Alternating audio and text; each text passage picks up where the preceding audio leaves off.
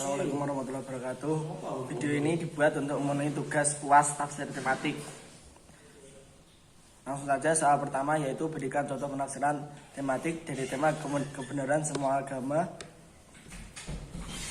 dalam Al-Quran sesuai dengan sistematik tafsir tematik.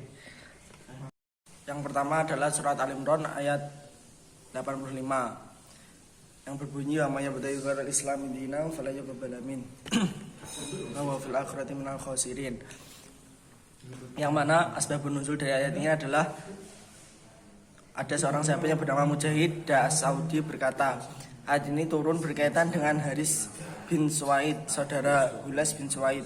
Pada awalnya ia termasuk sahabat Ansor, tapi selanjutnya ia serta 12 orang lainnya murtad dari Islam dan pergi ke Mekah dalam keadaan kafir. Lalu turunlah ayat ini kemudian mengirim pesan kepada saudara laki-lakinya bahwa ia telah bertobat. Kemudian Ibnu Abbas berkata, ia masuk Islam kembali setelah turunnya ayat ini. Menurut tafsir Ibnu Katsir, barang siapa mencari agama selain agama Islam, maka sekali-kali tidaklah diterima agama itu darinya. Yakni barang siapa yang menempuh suatu jalan selain jalan yang telah diisyaratkan oleh Allah, maka jalan itu tidak akan diterima darinya. Kemudian perihal yang telah dikatakan oleh Nabi dalam sebuah hadis sahih, yaitu barang siapa yang melakukan suatu amal sedangkan amal itu bukan termasuk urusan kami, maka amal itu ditolak. Kemudian disebutkan juga dalam tafsir jalan lain, barang siapa yang mencari agama selain agama Islam, maka tidaklah akan diterima dan di akhirat dia termasuk orang-orang yang merugi. Karena tempat tinggalnya ialah neraka, di mana ia akan menetap di sana untuk selama-lamanya. Kemudian soal yang kedua, berikan contoh penafsiran tematik dari tema batasan toleransi dengan non-muslim sesuai dengan sistematika tafsir tematik.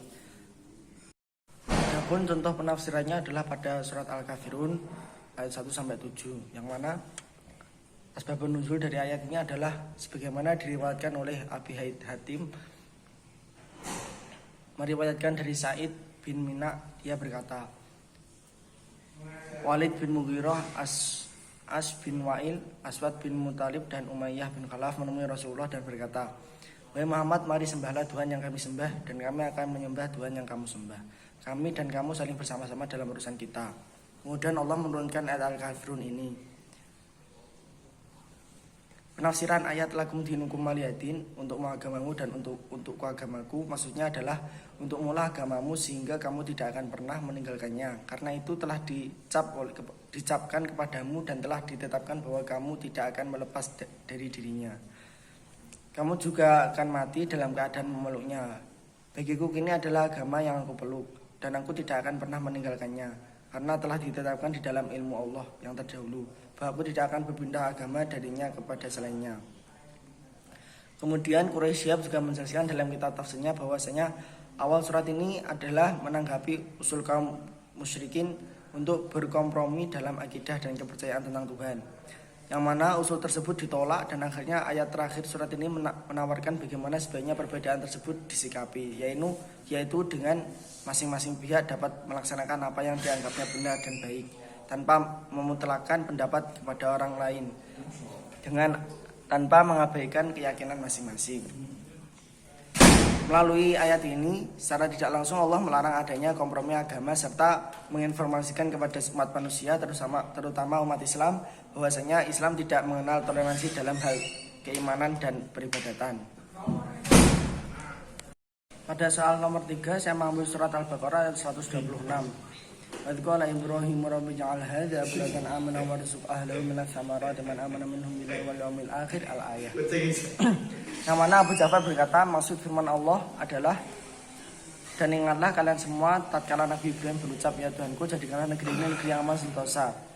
Arti firman Allah aminan adalah rasa aman dari kezaliman penguasa dan lainnya, dari siksa dan hukuman Allah, sebagaimana yang terjadi pada sebagian umat di negeri-negeri lain seperti kelaparan, cerai-berai akibat keributan, kebanjiran dan bencana-bencana lainnya yang merupakan bentuk kutukan Allah yang menimpa sebagian negeri-negeri itu. Memang secara tersurat tidak disebutkan mengenai model negara di ayat di atas. Namun hal ini dapat dipahami dari keinginan Nabi Ibrahim yang begitu kuat menjadikan negeri Mekah menjadi negeri yang sejahtera. Kesejahteraan tentu saja membutuhkan sebuah sistem negeri yang baik. Namun dalam itu Nabi Ibrahim tidak melabelkan dengan menggunakan model negara tertentu, tetapi yang terpenting negaranya sejahtera. Ini menurut hemat penulis merupakan salah satu tujuan syariat, yaitu menjaga harta agar menyebar ke semua kalangan. Oleh itu, dari ayat ini dapat ditangkap pemaknaan bahwasanya model negara boleh berupa apa saja asalkan dapat memenuhi kesejahteraan dan keamanan rakyatnya. Sekian.